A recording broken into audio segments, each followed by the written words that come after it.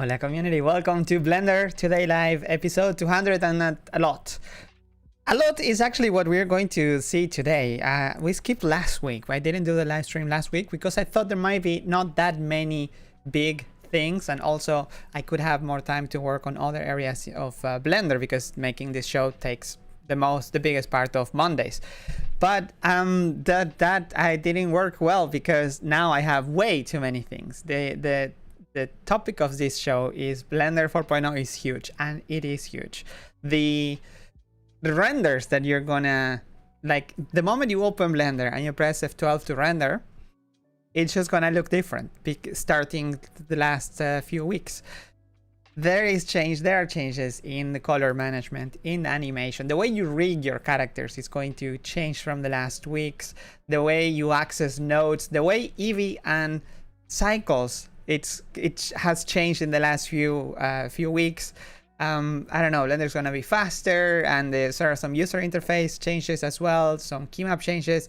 Even the video sequence editor has changes this week. So I think we are in a good shape to say that Blender 4.0 is already quite huge.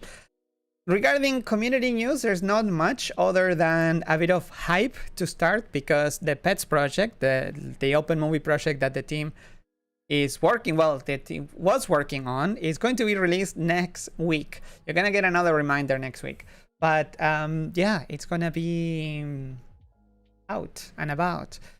I don't know if I should say this, but Blender conference tickets are also, there are still tickets available, but I don't know for how much longer. We don't usually say, like, you know, like, people to panic buy tickets. There is plenty still left, but remember that September is a month where this usually sells out. And yeah, we are in September. Isn't that crazy? So do you know what is crazy? The changes in the first letter of the alphabet, Latin alphabet at least. A for animation. In animation, we have a bunch of changes, actually. We probably the biggest one that you're gonna notice in the animation and rigging, though, it's that bone layers are no longer a thing. One of the huge requests from the community from the moment that Blender 2.8 had the introduction of collections was like, okay, when is this gonna happen for bones, right? Bones were still stuck in the little squares that you can define as layers. Not anymore. Now there are collections, so they are stored in the armature. They have a name. Like, you can name layers. That's already huge. You could do that with some add-ons, but yeah, you can do it. An armature can have an arbitrary number of bone collections instead of just 32. You can have unlimited, I guess, just as many as collections you can have. So that's kind of huge. Yeah. So bone collections, for now, bone collections can't be nested. They're flat list, but the nestability of bone collection is intended to be implemented in a later 4.x release. So somewhere between now and the next 2 years, until Blender 5.0, which is, I think, in 2 years, 2.5. Anyway, we have one of the developers here in the show. Severin is watching, so if you have any questions related rigging, animation, well, maybe related to code, you can probably drop them in the chat. Thank you, Severin, for being there, moderating anything that can happen here. You can also have a custom properties in bone collection, so you don't have to tag them like properties only to bones or to armatures. They're also bone collections. Nice.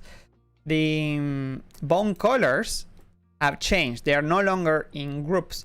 They are in individual bones. So that's another thing to remember. The color is determined by the armature bone. In armature edit mode, the armature bone colors are always used. So that is one change in functionality that has changed. Hannah says Blender 4.0 is still alpha. Yes, it is. That's why we're seeing so many changes, because once Blender 4.0 becomes beta, which is at the end of the month, in like 20 something days, at the end of this month, that's when Blender 4.0 is not gonna get any more news. But 4.1 is gonna start being alpha. So crazy. Like at the end of this month, 4.1 is gonna go alpha. That it's just mind blowing.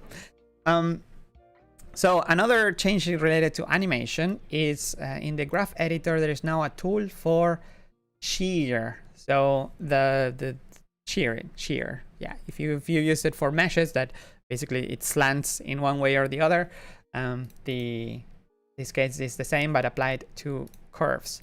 So here we can see it in this operator. Here's, well, up or down, and it's also using the slider widget operator kind of thing. So neat. All right. Will Blender 4.0 ship with Eevee 2? No. Eevee Next is going to replace Eevee in Blender 4.1, not in 4.0. But look at the amount of things that Blender 4.0 has. Related to animation is also in armatures. There is now there has been a change in implementing the new dual quaternion scale handling to constraints and crazy space. What does it mean? It's easy if you just look at this picture. I had to dig down. Well, I could also read the description, but who wants to read when there are pretty pictures somewhere here that show good, bad once you scale and rotate the armature, and this is fixed. So yeah, basically goes from good to good. If you scale, rotate an armature, that should be fixed when using preserve volume. Well, okay. This next one is related to camera. It's not a new feature. However, I was pretty excited when I read what was it about, because, and please use an exciting emoji, a camera emoji, if you like this change. Again, it's not a feature yet, but look at the description. Camera, move panoramic projection settings to DNA. Move panoramic settings to DNA. So from cycles, instead of just being just cycles, to DNA, to Blender DNA, because this is in prevision for Eevee panoramic projection port. That's kind of huge. So yeah, Eevee Next is planning to add support for these parameters. So it's not a feature yet, but it's so exciting that I wanted to share it. You know what what is exciting? It's color spaces. Said no one ever. Well, no, yeah, it is. It's basically the way that your lighting and your textures and your shading looks in your scene. And Blender, since a week or more now, has parted ways with Filmic. And now Blender has AGX view transform by default. So you can still make your renders look like 3.6 or before with Filmic, like forever. So we can still re-render every open movie project that uses Filmic, which is pretty much every open movie since Filmic was introduced. However, from now on, Blender 4.0, it's a new transform. So your renders are going to look different. Your way of doing color management is going to look different. So yeah, kind of huge. If you look at if you look at the tasks, there are multiple tasks with attachments and pictures. We can't really like some of the images here. We're gonna need some new images, because some of the images here, they are not like with a license that we can share it. Where are the images? The example between Filmic and AGX.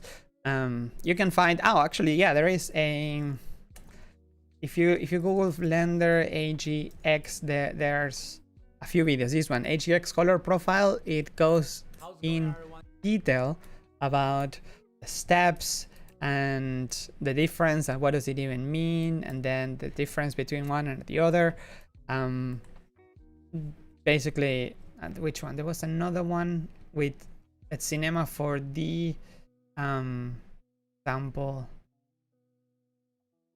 I can't really find it right now, but there was another example with other engines, because it's not a Blender only thing, this HGX actually. So yeah, pretty neat. New view transform by default. From Z for color, from C from color management, go to C for compositor. In the compositor, there is one change in the menu. So this is a UI change. The menu has been restructured. Well, first, refactor. What does it mean? Well, the first step doesn't mean much. It's the same menu, but just, you know, in a more modern code that allows to have your own assets show up in the menu. So I'm an idiot and I didn't make an example with a custom asset down here, but you can. So say for example that you have a asset for vignette, and actually I have an add-on that I've been using, well, that I made forever ago, Amaranth, that I have a template for vignette, which is very simple. It's just like a box vignette. It's a circle that I blur, and then I make a color ramp, and then I just vignette overlay on top of it. With this change, I don't need to have this Python code to make a template for me. I can just make an asset and just ship the asset. So if I make this an asset, say for example, I have to make it a group, right? And then this group, I right click, mark as an asset. Then this will show up in my asset browser, of course, unassigned. I need to give it a sensible name for like compo assets amazing. And then once I add it, I need to, at the moment, I need to save and close Blender and open again. That's something to do that will be fixed. You don't have to do it, but eventually, by doing this and adding it here, I will have a new menu entry at the bottom that will say compo assets amazing. So the name of my catalog, and then the name of the groups that I have inside the asset. So if I were to, well, let's save it here. Save in the desktop, close Blender, open it again, and then there you go. Compo assets amazing. So now you can have your own assets in the compositor. And this is not only the first, well, that's the first step. Next, reorganization. So the menu for the compositor has been reorganized. Basically, the only node editor that had a decent organization for the nodes was the geometry nodes. They had everything sorted alphabetically. They had like space, like dividers between the sections. So I tried to do the same with the compositor. Input, output, they're together. Color, filter, they are similar, so they are also together. Keying and masking, these menus didn't exist yet, but now they do, because keying is one of the big things in the compositor. Why would you use it, right? One of the reasons why you would use it in the VFX workflow. So it made sense. Tracking, not many people that know that actually you can do motion tracking in Blender, which probably partially is because the motion tracking editor is called movie clip editor, but you're not actually editing a clip, you're editing motion tracking. So this should be revisited. I have a proposal for that. But now you have these nodes that you are presented to. And then transform utility is not a great name, but it's the same as in geometry nodes. So there will be another step later in in this process of 4.0 where I would like to unify all those menus, because there is a change in the shading nodes menus that does this same process of splitting it, and I still haven't reorganized the whole menu yet. I want to maybe make a thread in the in DevTalk or somewhere, maybe Blender Artists or somewhere, to ask for feedback. Which categories do you think it would make more sense? But for now, this also has support for assets. You can have your node groups assets for shading, Eevee or cycles or lights or whatever, in the menus showing up here. So yay, that's kind of huge. Actually, I should have again, I should have made screenshot, but node group assets in the compositor and in the shading editors. I have another patch for the texture editor, texture nodes editor. Yes, I know it's end of life, but just for completion, it's there. Next, well, from the compositor, let's move into cycles. There is there is one change, but there is also some Eevee changes that are interesting.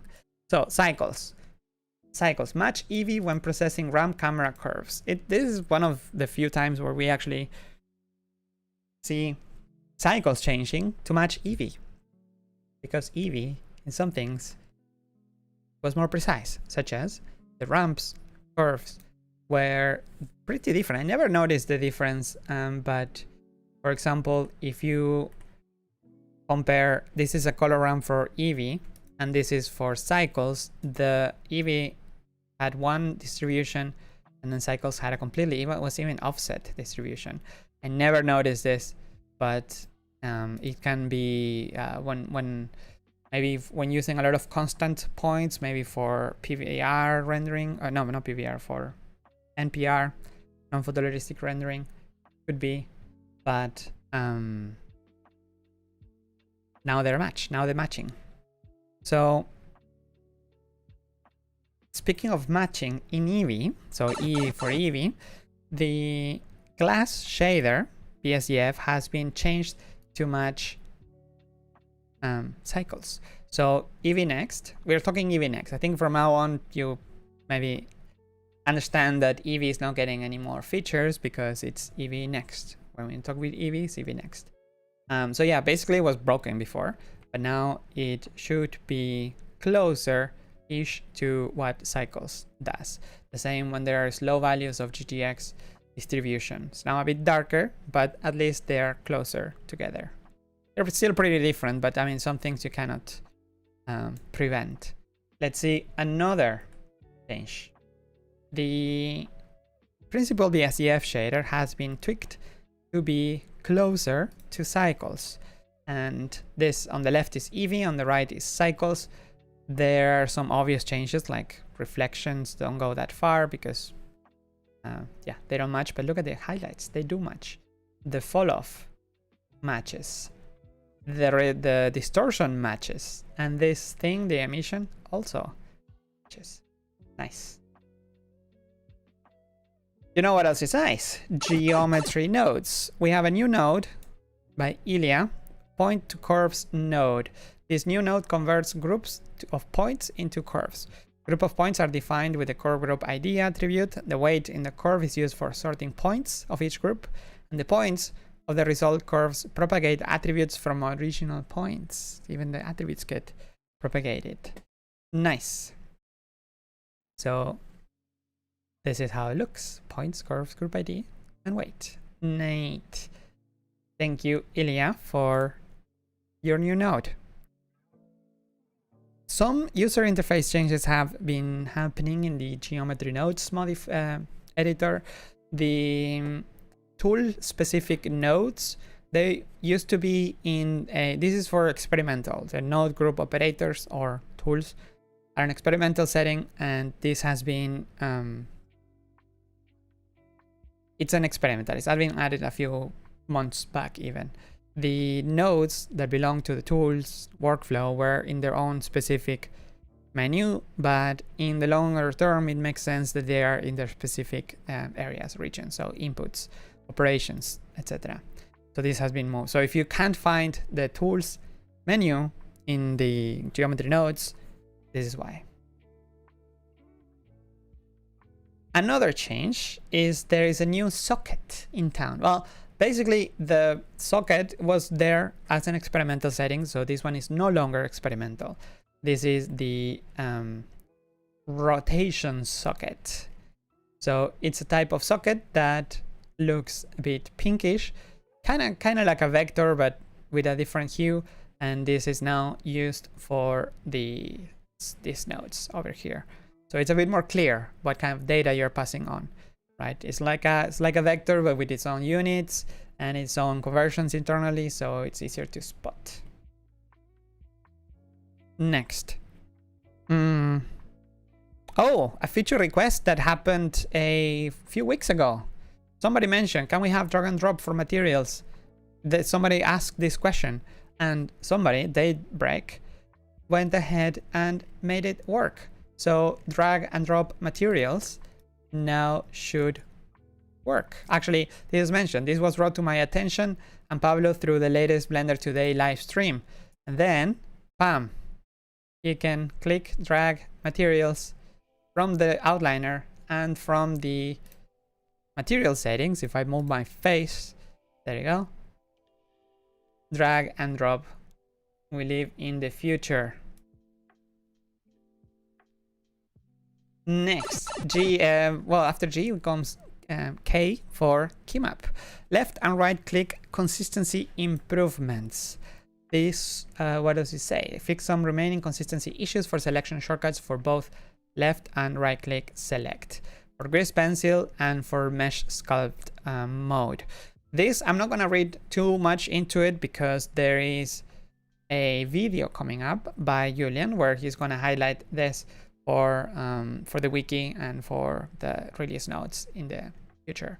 But I think he's gonna work on it this week and somewhere this week. So maybe it's gonna be up maybe this week or next. But yeah, and the same with well, no, actually not the same because this one is by Campbell. Improve tweak tool consistency and behavior. Remove the experimental options for tweak select, move, select and move, and the tweak tool left mouse select and move. So yeah, the settings are now by default for tweak. The next changes are related to M for mesh. These are mainly, actually no, all of them. I think there are optimizations in well, performance, memory, and so on. This one, mesh, share normal caches by splitting vertex and face calculation. So in a simple test, a large grid generating an attribute, a generic attribute with geometry nodes, there was a performance from 12 FPS to 17 FPS. So in more real world situations, there will be smaller values. But still, splitting normals, splitting vertex and faces, that's something you do often. So if you pile all those changes up, you can tell the difference.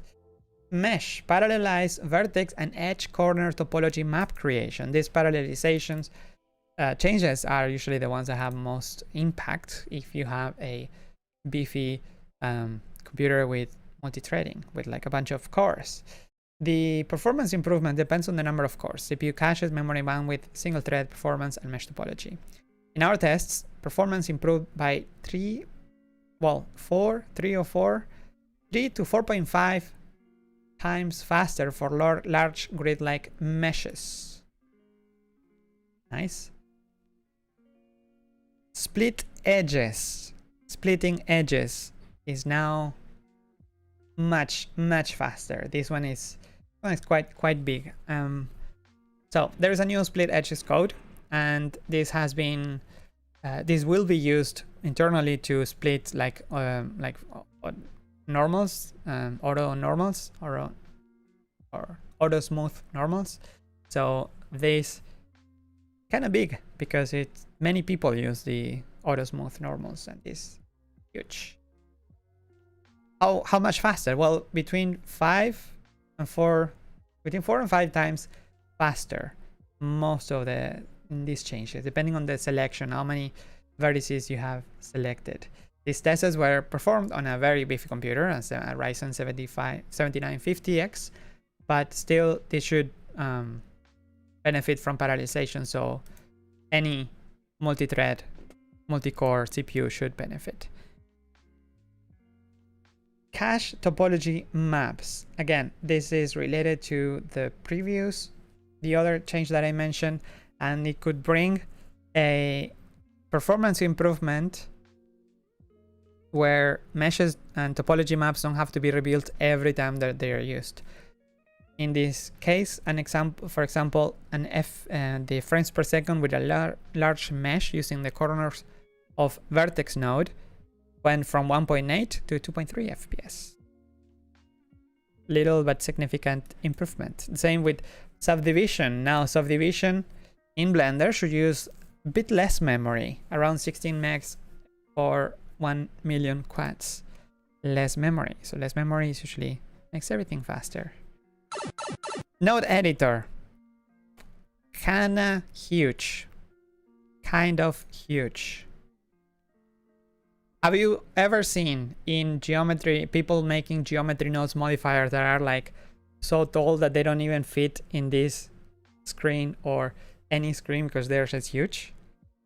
Well, and also, have you seen how many people invent ways to have like a user interface where they make like a text input, string input with like dashes, or to fake panel titles? Well, no, not anymore, because now there is an interface that will basically take care of this. You can have panels, sub panels inside nodes, and this translates to the modifiers. So it means that you can make your own modifiers in your own panels in the modifiers. They even show this fancy interface with a tree inside of a list. This is unprecedented changes for Blender. Well, we do see them with this. We see this concept in the new grease pencil layers and layer groups, but now it's in mainstream because grease pencil 3 is not coming anytime soon. So, well, in 4.1, but not in 4.0. So, kinda huge. This is huge. I told you this was huge. Bruno, Casol, it's kinda huge. Sub panels in nodes and in modifiers. Custom. Next, we move into the group. This feature, I just went through it super quickly, but this is like a bunch of patches put together. Like Luke spent so long working on this, and because it takes that much time, and the code is it was labyrinth of a maze of things. So yes, please let's take a moment to appreciate how long does it take to remake the RNA, the API for the user interface for something that it wasn't designed for this. So huge thanks to Lucas and the Nodes and Physics module. Another change in their user interface side of things of the node editor is that the make group and the ungroup operators, they are no longer in the add menu because they're not adding anything. Why would you ungroup from the add menu? So they are on the right click menu and in the node menu. And also you can just do Ctrl G, Ctrl Alt G. Next.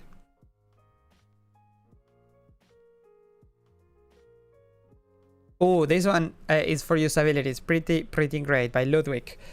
Move auto offset toggle to user preferences.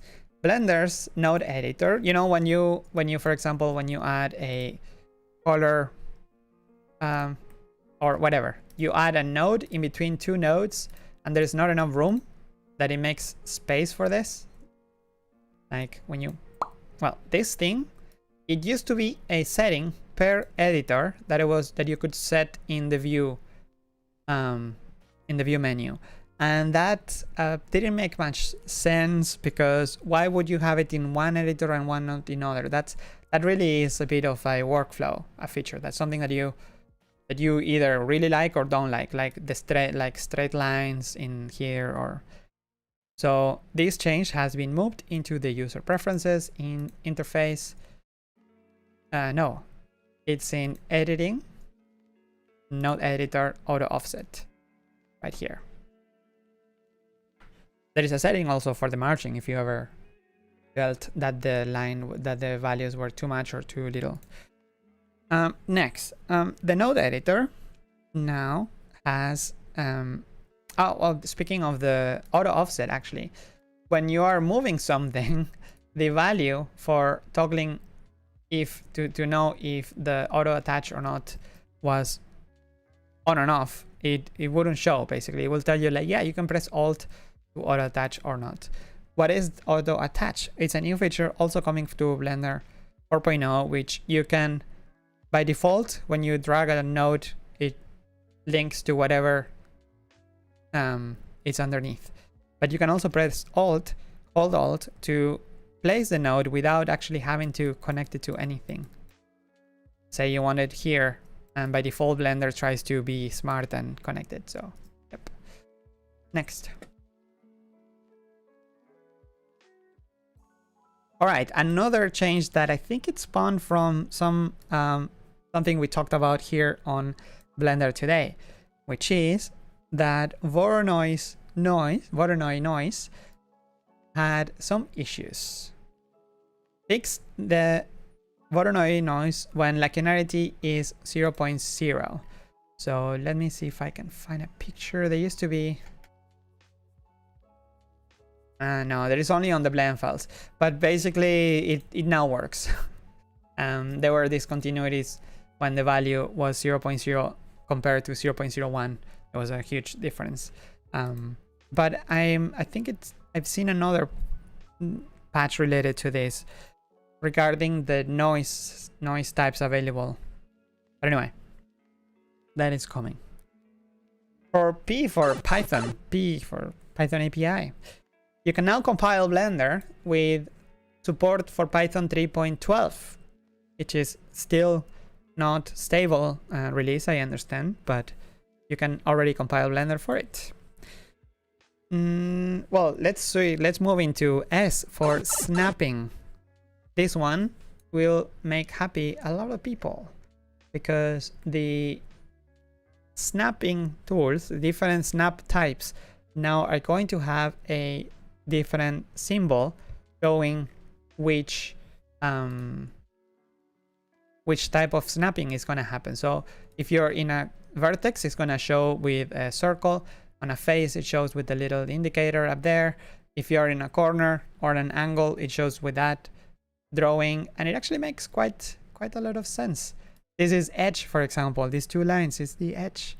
I quite like it. So yay, for more clarity to know which kind of snapping you are using. Next change for S, we go into user interface. Let's start with another change that people have been suggesting. I think we talked about it on the show a few weeks back about statistics overlay.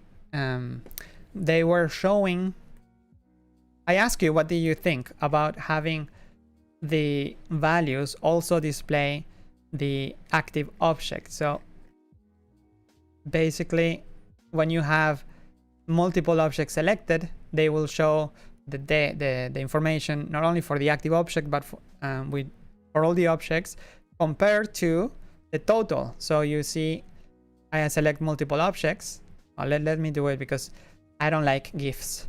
You can't stop it, you can't do anything. Let me. I think it's time we move away from GIFs for some things, because the compression level that videos can give you nowadays, you can even end up with a smaller size video than a GIF. So yeah, I remember I learned this from Sivran, that is watching the show, that he mentioned that, have you tried, because instead of using GIFs, you can use a video and actually ends up being faster, like smaller in size and controllable. Anyway, with that rant said, let's add a few objects so I can show you what I was talking about. So let's say I have this object. Let's enable stats. So we have now, this is the total for all the objects that I have in the scene. If I select one, now I have one object out of 4 objects, and I have 8 vertices out of 2000. And the same with course, if you have all the objects selected or all the meshes selected, the values are going to be the same, but pretty neat. Now you can see how much these two objects use. For example, how much is these objects alone out of all the total? Nice. The next change, it's a fix for the way you know, when you get close to a scroll bar, you can see it grow because it tells you that you can actually use it. Well, there was an issue, there was a bug that if you, on the left is how it used to be. So if you would approach the scroll bar from the left, you could see it's getting bigger. And that's not a good sign because it gets bigger and it kind of tells you that, hey, you can use me, you can scroll, you can. And no, that's not the case because you are outside of the window. So when you come from the right, it makes sense, but not from the left. So now Guillermo has fixed it. Now it only highlights when you can actually use it, when you come from the right side. Yay, nice. The next change, well, this is huge. Another reason, like today's show, I had so many names. Like I was gonna call it bone collections. Oh no, there's also color management. Okay, AGX. Or no, okay, there's also the asset shelf.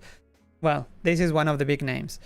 The asset shelf is a shelf. It's a region in Blender that allows you to control assets more easily. So far it's only used for pose mode. So if you have an armature and I enter pose mode, I see here that there is something down here. This is a pose library access, basically. So this, if I had a pose here, I could have prepared a pose from, let's see if we have any files here. We do have, actually. In shared, we have a shared storage here, and there we have Blender, we have demos, demo files, and then we have animation, and then we have, well, I wonder if the rain test is going to have poses. If it doesn't have poses, then I will load one from, oh, this is loading with Eevee. We shouldn't have, oh, we shouldn't have saved this in that.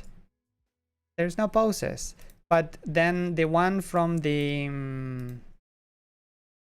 from Ellie, we should have that.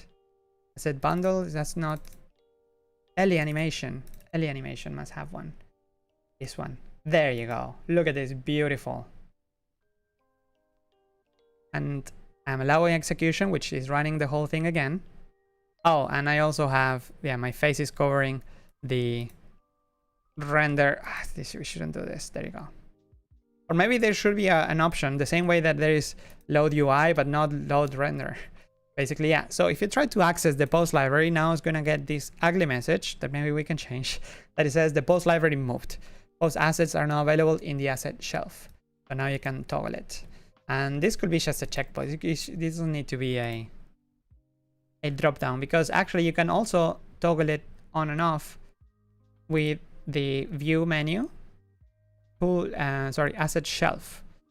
And that means that you no longer have to have the asset browser on.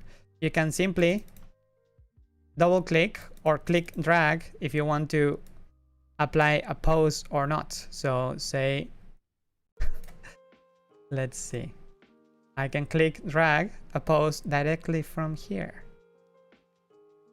But Pablo, isn't it slow to activate it from down there? Well, it is, unless you use a pie menu for toggling regions, and that is a new setting that is available in the key map settings, in the preferences. Key map, there is a region toggle pie option, which is off by default, but maybe you can turn it on. And this one will make it so T or toolbar doesn't no longer work. It's free now, you can use it for whatever. And N is now gonna toggle this pie menu that you can move to the left for tools, right for sidebar, makes sense. You can even disable the header more quickly. And if you move it down, then it's the asset shelf. So the same way. So it's actually pretty quickly, pretty quick to adjust. This can be extended if you want it to be slightly larger for like many rows or not. But you can also scroll in it. And you can even search. You can filter by search. All right, let's continue. But that's it as a shelf. It's kind of huge. This is right now only for the post library, but in the future, this will be available for other parts of Blender. You can even access the individual, you can filter to have only specific catalogs here. And these catalogs, you can click on them to filter. So you only want the hands. There you go, hands.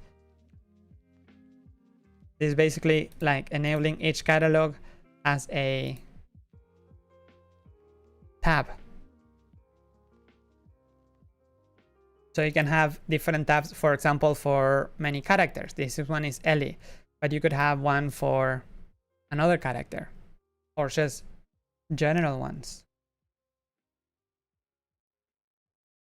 Aura, when will Blender 4.0 be public? November 7th, if everything goes fine. Otherwise, stay tuned. But ideally, November, no, 7th of November. It's Dalai's birthday, so we better release on that day. Okay, next. Oh yeah, the other day I mentioned in the live stream that the real-time GPU shouldn't be called real-time because things can quickly become non-real time. So that's GPU. And Eitan made a patch for it, so thank you. Another thing that changed last week is that FPS values, the frames per second indicator, is now more precise. There is a setting now in the preferences where you can specify the samples or the precision for the FPS. So you can set the rates, the rate for the FPS. This could be one row actually. Playback frame rate, it could be one row. Next. So basically more samples means more precise. If you're getting not enough precision in your frames per second. Another change in the user interface side of things is the list of object types visibility popover. Somebody on Twitter mentioned, tagged someone that the menu was a bit hard to read, and actually, yeah, there were many issues with it. The order of the icons didn't match the outliner. That's a bit sad. Also, we are showing object types, so why not just use the icon? In case, you know, for accessibility, for other languages, people are getting familiar with the system, makes sense. So using icons, using a label, and then also using, since we have an icon, we have to left align, and it also makes sense. And yeah, sharing the same order as in the outliner makes total sense. So why not? When things make sense, it's good to incorporate them. TM. Oh, nice news. Good news for Linux users. There's dozens of us. Allow eyedropper outside of Blender. This feature was added to the to Windows a few weeks back, but now it's on Linux as well. You can the cursor is not gonna make much sense, but that's some limitations on the system itself, you know, of the operating system. So yeah, just click when you wanna eyedrop from outside Blender.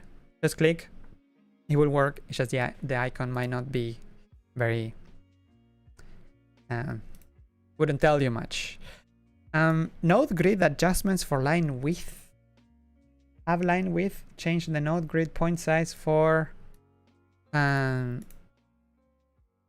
For what? Linear scaling of the snap grid. So I never noticed. Yeah, but apparently changing the size of the scale of the interface has it would break the grid. So not anymore. Thank you, Harley. Next. Oh yeah, the FPS, because the frames per second can now be so precise, it will now show the actual individual like frames per second. So instead of just rounding to 10 or 11 FPS, now it shows a dot and, well, decimal points, 2 levels of decimal points. So you can actually have 29.97 FPS if you want, instead of just rounding to 30.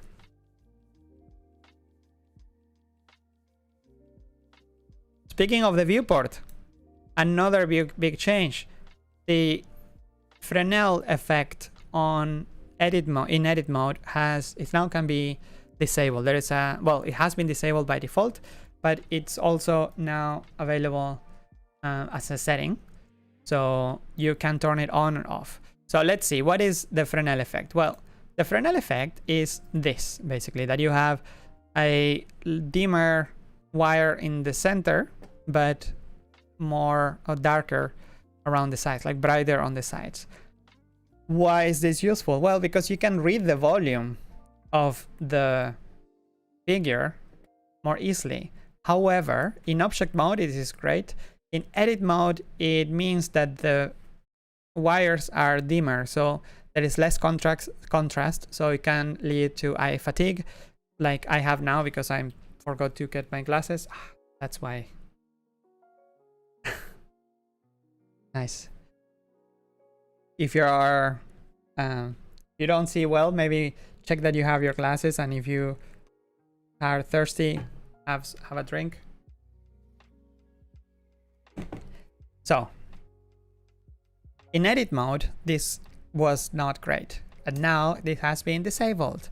So there is now a setting in Fresnel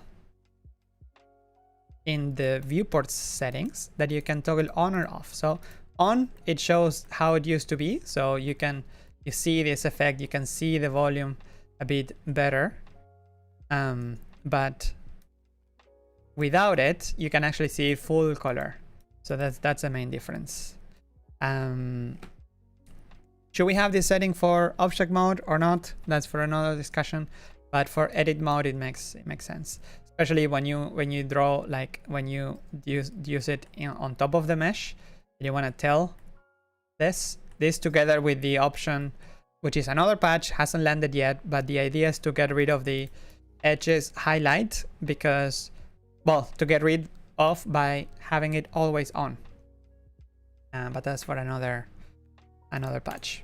Basically, instead of looking like this, it's gonna look like this, similar.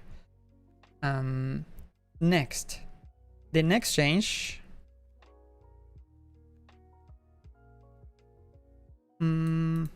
A very small one. The node menu in the node editor didn't match the context menu for group operators, so now it does. Thank you, San Kim, for working on this. All right, this is another change. And how many do I have? How many more? Okay, not that many. Stick with me. There's some really cool things coming up. You know what else is cool? What is cool and what is great? Consistency. Blender didn't have much consistency, so let's go a bit back in time. You know how in Blender some menus, I didn't need to go that far back, but basically some menus, right? Like if I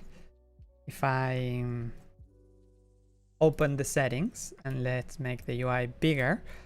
So the menus in Blender, they react to where they are, right? So this, for example, the anti-aliasing here, if I am at the bottom of Blender where I can't fit the menu anymore, the order of this will be one way. There will be this title, and now there will be these entries.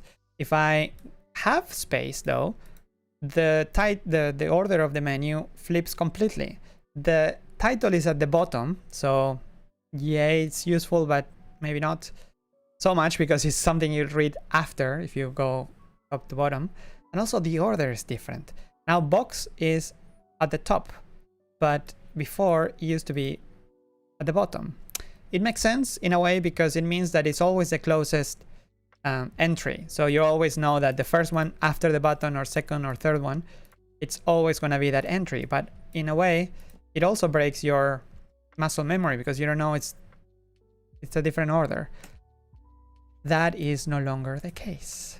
In Blender 4.0, now menus will always be consistent regardless of where they are.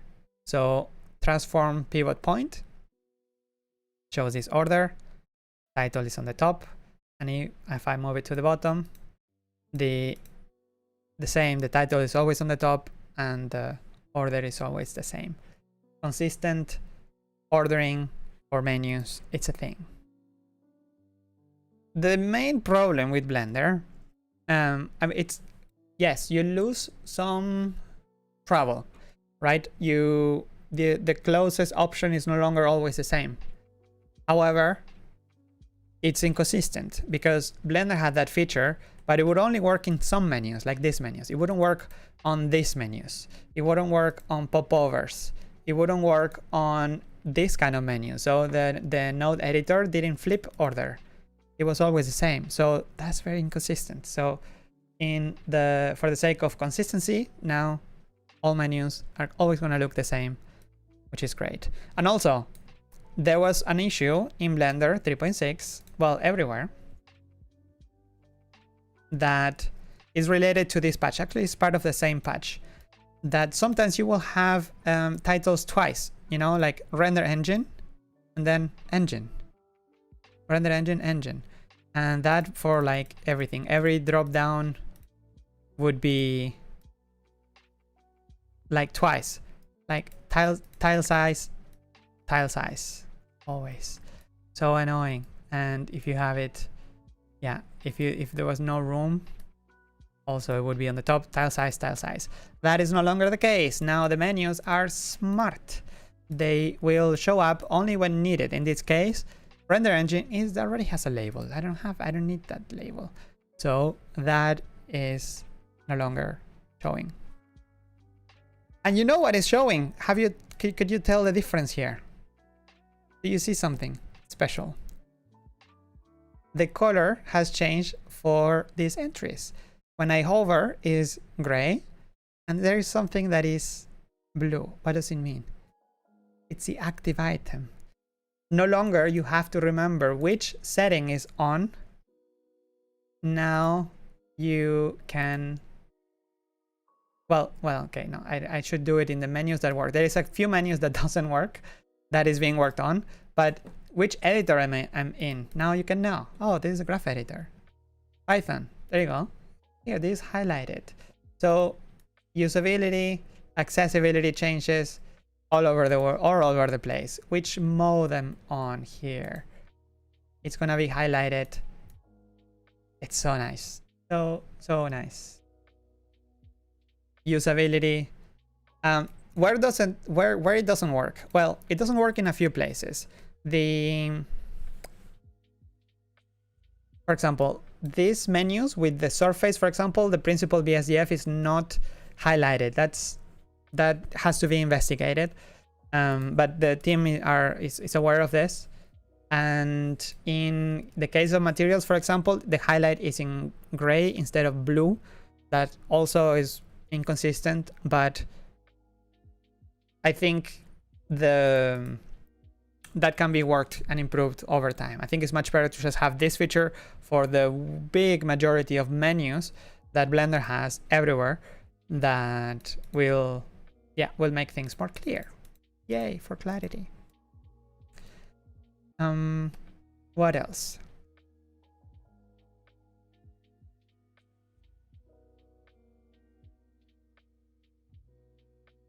A very small change in the menus of the top bar. The edit and file menus have these changes now. The edit menu now has an undo history with like a menu that you can access the undo history, and it's in the same place as the undo. Makes sense. It's all together. Adjust last operation is also grouped with the history related changes.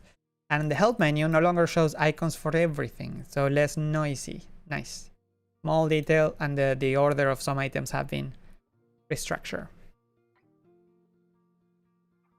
What else? Video sequence editor. The video sequence editor has a new modifier in town. Marcos Perez added the sound equalizer modifier. This is a Google Summit of Code, so this deserves an applause. Happy Google Summit of Code success project. Marcos Perez added the,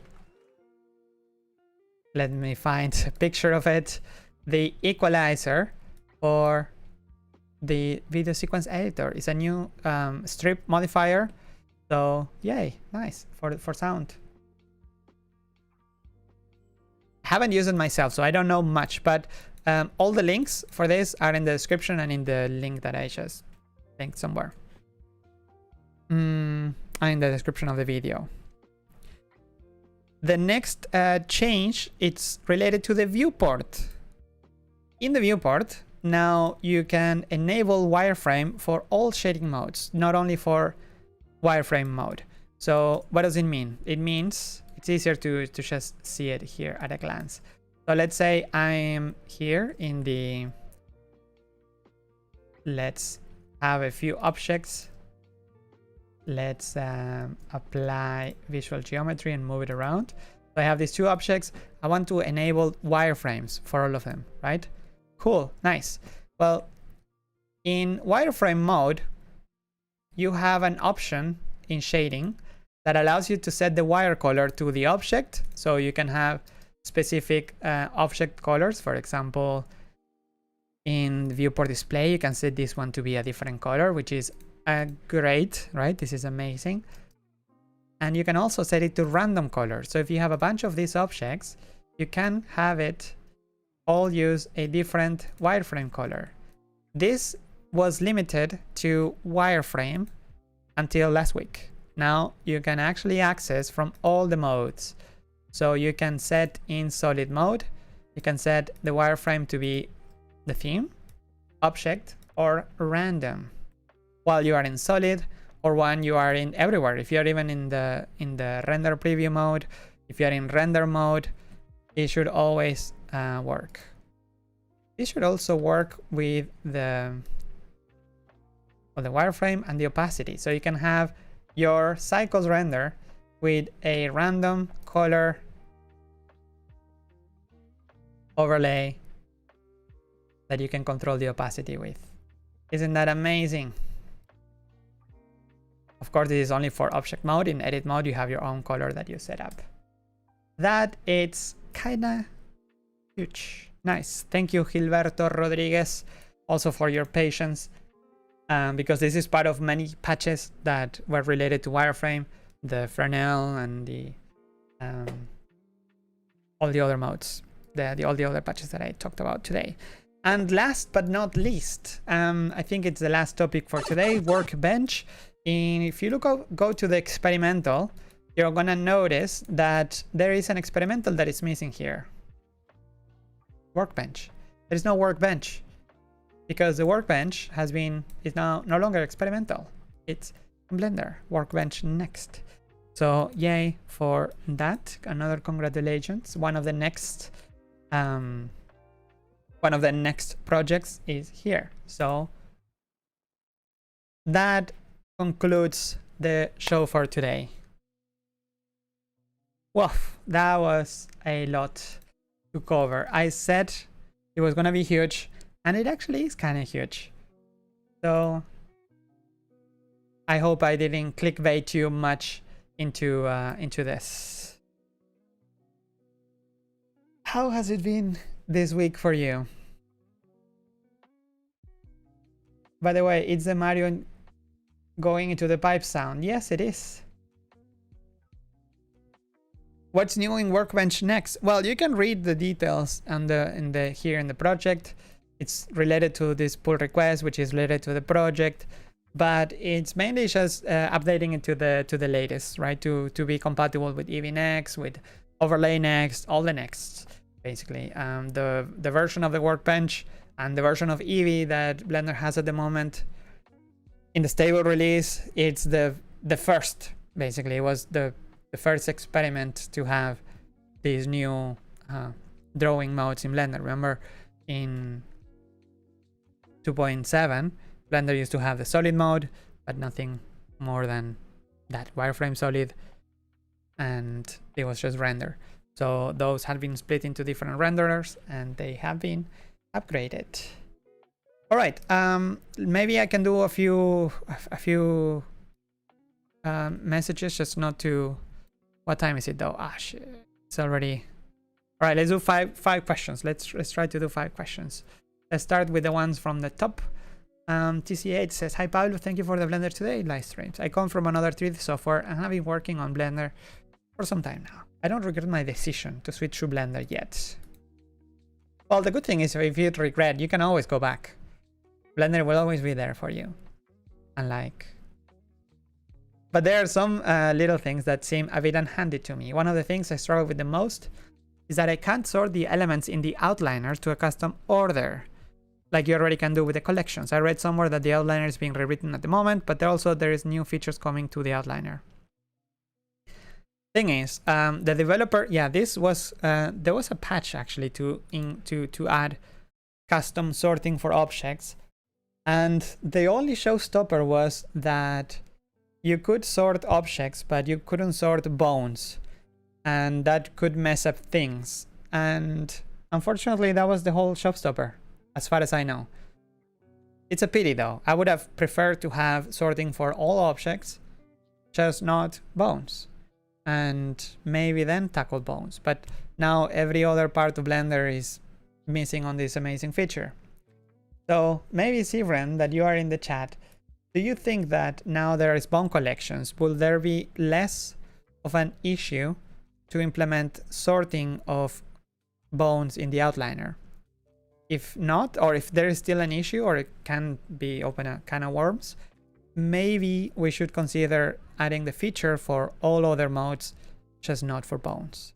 But if you're reading this, please let me know. Maybe it's easier now with bone collections. Next question. No, actually, let's go to the bottom to be nice to only the first ones I get. Added 1 hour ago. So, hi Pablo, can you take a look at this? Live in the live stream. What is this? Oh yeah, the search for the modifier. Yeah, this doesn't scale well. Blender now supports modifier assets. Basically, you can use any node group that you make in geometry nodes and make it an asset. So this menu will become huge at some point. Also, these 4 categories, they don't make any sense, because mask removes mesh, it removes geometry, doesn't add geometry, it doesn't generate, right? Geometry nodes, it doesn't generate geometry only, it does all the other things. So these categories will get old pretty quickly. Search would be great, and there is a working prototype of replacing this menu with search, but also custom modifiers in the menu itself. It will look just like adding a mesh, just like adding a node. So if people are familiar with adding nodes and adding meshes, they will with the new modifier menu, and it will be so much future proof. Having this search on top, it looks great, but this could be added to any menu with this argument, and it's a bit short term. This implementation is like, yeah, what do we do with custom columns? If you add more columns, it doesn't fit in the screen, and so on and so forth.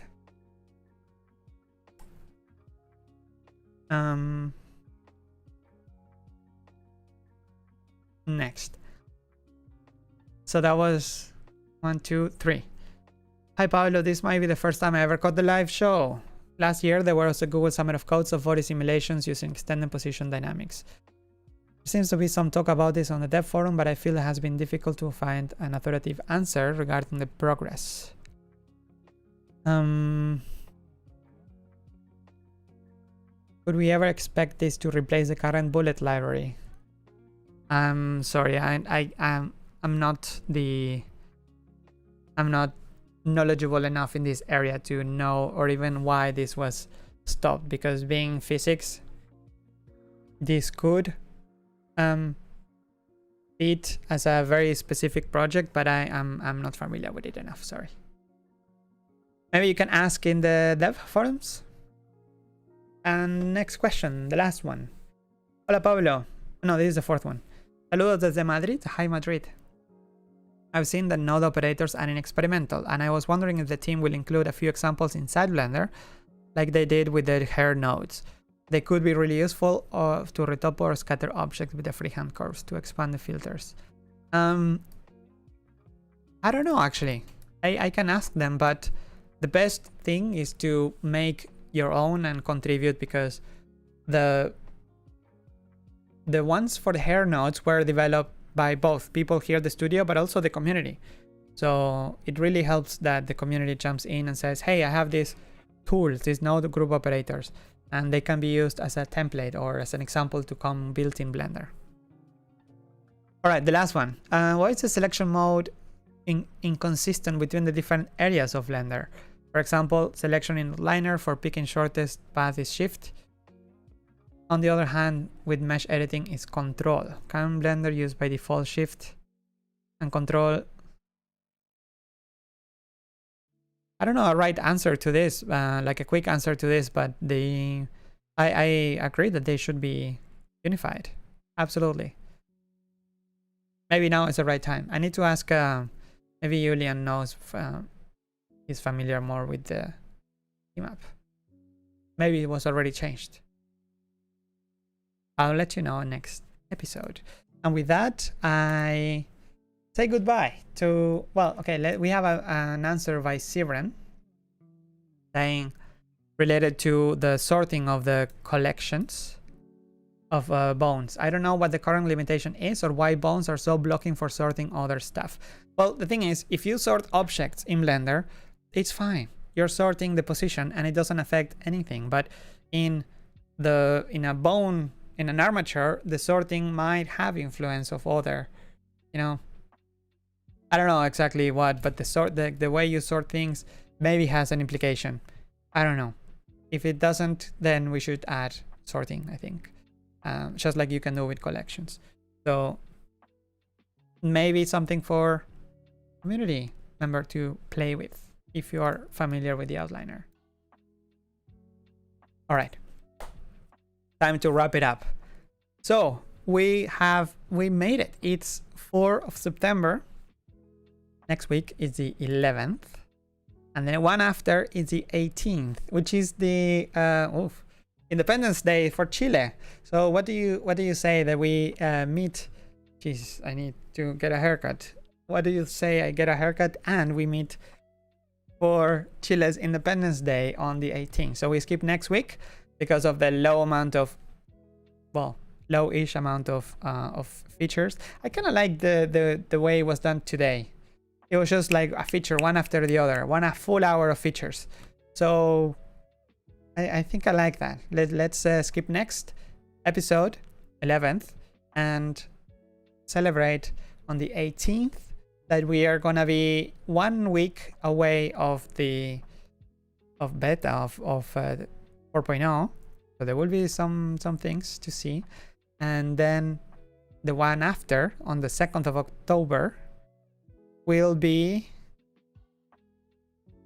4.1 beta. No, alpha. G. All right. Let's meet again next week around the same time, but definitely on the same place for another episode of this bi-weekly show now sometimes. that we call Blender Today Live. Watch your ear holes. I don't know if that was too loud or not. I think it was okay. Some people say that it's never too loud, that I just say that it's loud, but it's never too loud. So have a fantastic week. Enjoy the latest features.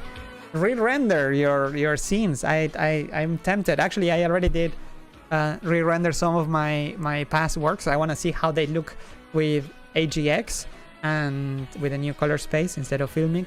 And yeah, they require to be recolor graded and everything, but it's fun, always fun. See you next time. Bye bye. Oh no, I shut down the all right, this can't happen. The software that I use just crashed, and let me open it again. I'm gonna just show you here. This is what I do. 1 2 3.